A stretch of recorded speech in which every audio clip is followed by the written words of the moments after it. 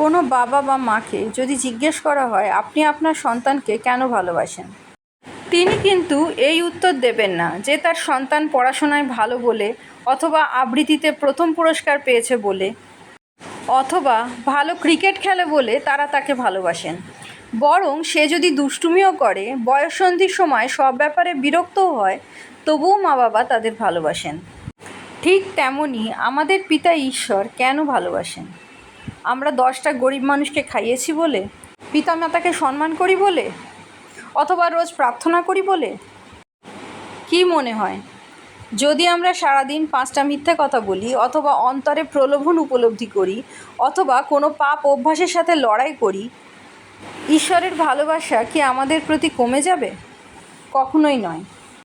যোহন লিখিত সুসমাচার 3:16 বাক্য বলে, কারণ ঈশ্বর জগৎকে এমন প্রেম করিলেন যে আপনার একমাত্র পুত্রকে দান করিলেন, যেন যে কেউ তাহাতে বিশ্বাস করে সে বিনষ্ট না হয়, কিন্তু অনন্ত জীবন পায়।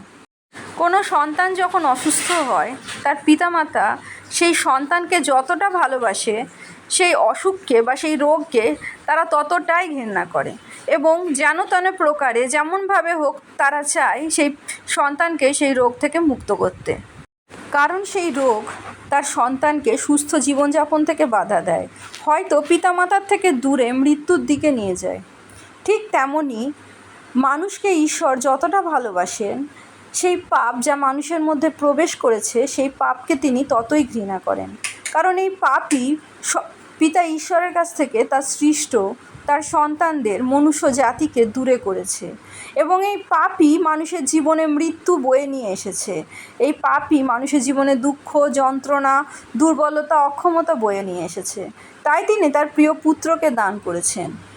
এমন একটা রোগ যার থেকে কোনোভাবেই কোনো মানুষ নিজের শক্তিতে নিষ্কৃতি পেতে পারে না, সেই রোগ থেকে মুক্ত করার জন্য পিতা ঈশ্বর তার কাছে মানুষকে ফিরিয়ে নেওয়ার জন্য প্রভু যিশুকে দান করেন।